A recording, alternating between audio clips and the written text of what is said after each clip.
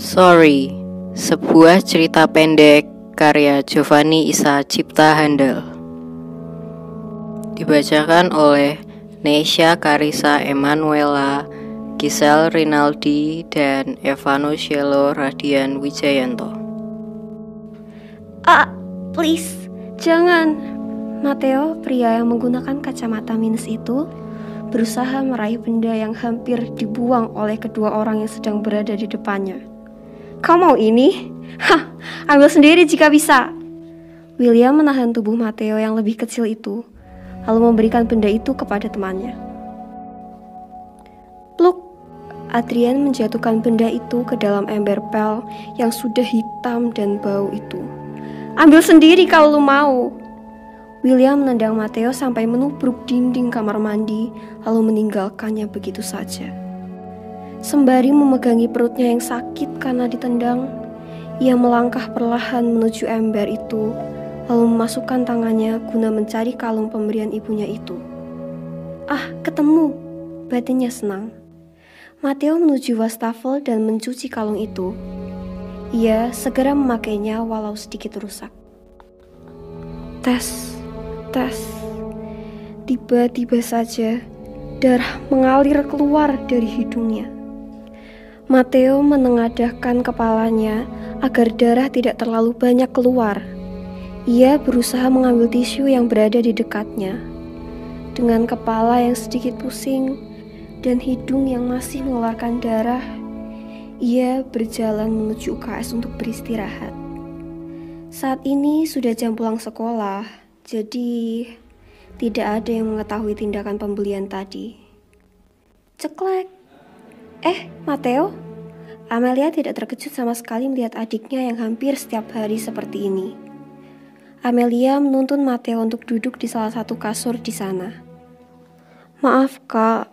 Matteo bergumam, namun sang kakak masih bisa mendengarnya. Amelia menggeleng. Ini udah jadi tugas kakak. Kamu pulang duluan ya. Kakak masih ada kerjaan di sekolah. Mau tidak mau, Matteo hanya mengangguk mengiyakan perkataan kakaknya. Amelia tidak sengaja melihat kalung yang sampai sekarang masih adiknya pakai. Theo, lupain bunda ya. Matteo menggeleng pelan. Sang kakak menghela nafas pelan. Kakak pergi dulu ya, kamu hati-hati di jalan. Amelia mengusap rambut Matteo lalu pergi meninggalkan ruangan kesehatan itu. Jam 7 malam. Kakak pulang. Kakak tidak ambil shift malam hari ini. Amelia menggeleng sembari menaruh 2 kantong plastik berisikan makanan yang ia bawa. Kau tidak senang jika kakakmu ini pulang cepat, Amelia menatap Matteo dengan mata yang dia sipitkan. Bukan begitu, aku hanya bertanya, ucap Matteo sambil berusaha membuka ikatan pada kantong plastik. Kak, makan bareng yuk. Kita jarang makan bareng. Amelia mengangguk lalu mengambil kursi yang berada di depan Matteo. Aku seduh mie-nya dulu. Matteo mengambil 2 mie yang berada di atas meja, lalu berjalan menuju dapur. Kak, aku mau kerja part-time juga. Emily tersedak mie pedas yang sedang ia makan. Enggak boleh kamu. Fokus sekolah biar kakak yang kerja part-time aja. Amelia menggeleng-gelengkan kepalanya tanda ia tidak setuju. Kenapa? Aku mau ikut bantu kakak. Matteo menunduk. Ia sebenarnya sudah menduga kakaknya akan tidak memperbolehkannya. Namun ia tidak akan menyerah begitu saja. Enggak, kamu itu enggak boleh kecapean, Matteo. Toh uangnya cukup untuk kebutuhan sehari-hari. Pasti kakak capek kan habis pulang sekolah langsung kerja part-time di kafe sampai malam gini. Aku tahu jadwal sekolah kakak itu pasti padat. Lirih Matteo di akhir kalimat. Amelia menghembuskan nafas berat. Sudah puluhan kali sang adik meminta izin untuk kerja part-time juga. Dan sudah puluhan kali juga ia menolak. Ayolah, Matteo adalah satu-satunya anggota keluarga yang ia punya. Wajar kan jika ia khawatir dengan adiknya itu? Tentang bullying itu, ia sudah pernah mengusulkan Matteo untuk pindah sekolah. Namun, Matteo selalu menolak dengan ribuan alasan. Theo, kakak cuman khawatir kalau kamu kecapean. kamu punya mah yang lebih parah dari kakak. Kalau kamu telat makan sedikit, mah kamu bakal langsung kambuh. Kamu tahu kan, kerja part-time itu pasti sibuk. Mateo hanya menghela nafasnya. Lagi-lagi ia kalah dengan kakaknya. Sekarang sikat gigi lalu tidur ya. Besok masih sekolah, ucap Amelia sembari mengambil sampah yang berada di meja makan. Mateo hanya bisa pasrah dan menuruti perintah sang kakak. Jam 5.45. Mateo terbangun karena berisiknya alarm. Ia meraba-raba meja di sebelah kasurnya untuk mencari kacamatanya yang begitu berhasil mendapatkannya. Ia duduk sambil menyender ke headboard sembari mengumpulkan nyawanya. Tak lama, ia segera bangkit berdiri dan menuju lemari pakaian untuk mengambil seragamnya. Begitu ia hendak ke kamar mandi, Mateo melihat sebuah sticky note berwarna kuning yang menempel di mejanya. "Mateo, kakak ada keperluan penting di sekolah. Kakak harus berangkat lebih awal. Sarapan dan uang untuk naik bus sudah ada di bawah. Sampai bertemu di sekolah." Mateo tersenyum kecil lalu menaruh kembali sticky note itu dan berjalan menuju kamar mandi. Pukul 6.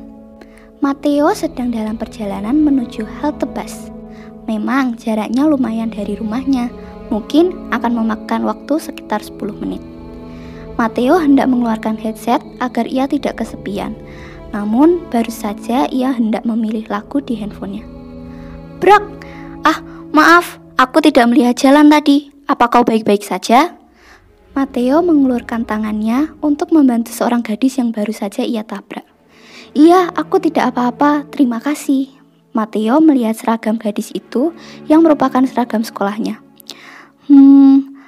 Sepertinya kamu satu sekolah denganku. Apakah ingin berangkat bersama? Aku ingin naik bis di halte depan sana." Mateo menunjuk halte bis yang berada di sekitar 6 meter di depannya. Kebetulan aku juga ingin naik bis. Ayo." Gadis tersebut menarik tangan Mateo agar mereka cepat sampai ke halte. Jam 6.45. Mateo dan Natasha ternyata bisa dekat dengan cepat. Ternyata Natasha masih satu tingkat dengannya, di mana ia berada di sebelah kelasnya. "Nanti ketemu di belakang sekolah ya waktu pulang sekolah." Mateo tampak berpikir sejenak lalu mengangguk menyetujui. Hari ini berjalan dengan biasa saja. William dan Adrian masih terus membulinya. Namun aneh, Mateo tidak terluka separah hari-hari sebelumnya. Ia hanya dapat memar di bagian tangan saja. Mateo tetap berpikir positif. Mateo tidak terlalu mempermasalahkan hal itu. Sesuai janji yang sudah ia buat dengan Natasha, ia segera menuju halaman belakang untuk menemuinya. "Hai, sudah lama nunggu?" tanya Natasha. "Enggak kok, aku barusan sampai." "Kenapa?" "Hehe, mau ngajak pulang bareng aja." Mateo mengangguk menyetujui. "Oke, aku kabarin kakakku dulu ya," ucap Mateo lalu meninggalkan Natasha untuk menemui kakaknya yang masih di sekolah. Kak Amel." Mateo sedikit berteriak untuk memanggil kakaknya. "Iya, kenapa?" "Aku pulang bareng temen ya, please." Sang kakak nampak berpikir sejenak karena selama ini Mateo tampak tidak dekat dengan siapapun dan sangat menutup dirinya. "Oke, tapi hati-hati ya." Mateo mengangguk lalu mengucapkan terima kasih dan kembali untuk menemui Natasha. Natasha dan Mateo terlihat dekat akhir-akhir ini. Namun sang kakak sedikit curiga dengan Natasha. Entah kenapa gerak-gerik Natasha terlihat sedikit mencurigakan baginya. Salah satu siswa kelas 9 diduga melakukan hal tak senonoh di kamar mandi sekolah. Yang paling mengejutkan lagi, Mateo terlihat berada di gambar itu sembari mencium seorang gadis, yaitu Natasha. Mateo yang melihat berita itu di papan pengumuman sekolah langsung mematung. "Theo, apa yang sudah kamu lakukan?" tanya Amelia dengan nada datarnya yang menandakan jika ia sedang menahan amarah dan terkejut. Itu bukan aku, Kak. Sumpah." Tangan dan kaki Mateo semakin bergetar ketika mendengar bisikan-bisikan tidak enak dari murid-murid lainnya. Dan ia memutuskan untuk pergi dari sana. "Mateo, kamu dipanggil ke ruang kepala sekolah," Sang guru menatap Mateo dengan tatapan yang sinis. "Baik, Bu." Mateo berjalan meninggalkan kelas sebelum ia mendengarkan ucapan-ucapan yang hanya akan menyakiti hatinya. Tok tok tok, permisi, silahkan masuk. Mateo langsung membuka pintu dan sedikit terkejut karena kakaknya sudah menunggu di dalam dengan raut yang sedih.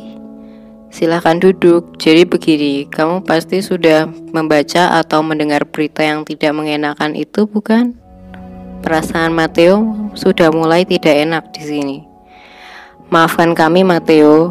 Natasha adalah anak dari seorang yang berperan sangat penting bagi sekolah.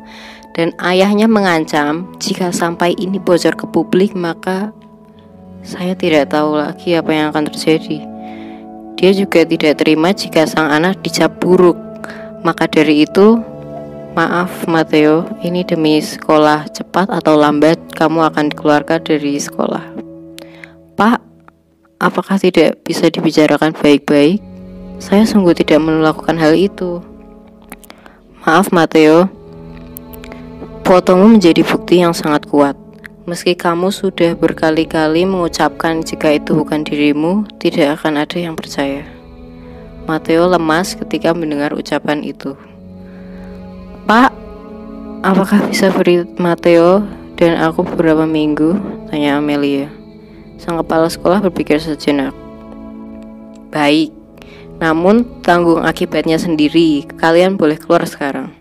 Terima kasih, Pak. Amelia dan Mateo menunduk sopan. Beberapa hari sudah berlalu. Mateo dan Amelia menjalani harinya dengan cacian dan omongan yang tidak enak. Tepatnya hanya Mateo yang mendapatkan semua itu. Bulian yang ia dapatkan setiap hari semakin parah. Mulai dari disiram menggunakan air bekas pel, sampai didorong dari lantai 2 hingga tangan kirinya patah.